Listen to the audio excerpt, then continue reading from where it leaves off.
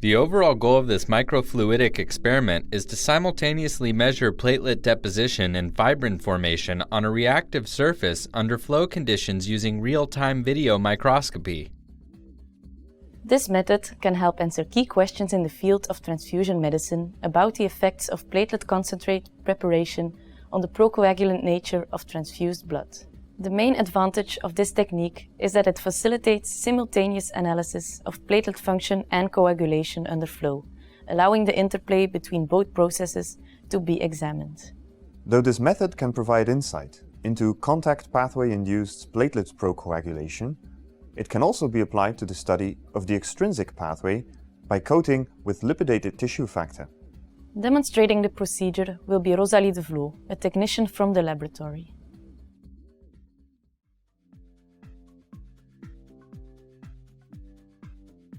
Begin the microfluidics flow chamber setup by pipetting 0.8 microliters of freshly reconstituted collagen into 5/6 of the length of each channel on one end of a new disposable microfluidic biochip with 8 straight parallel channels and labeling this end of the microchip as the outlet. Incubate the biochip at 4 degrees Celsius for at least 4 hours in a humidified and sealed container. At the end of the incubation, fill the coated channels in an equal number of Y-shaped channels in a mixing biochip with blocking buffer. Return the microchip to the container for 1 hour at room temperature.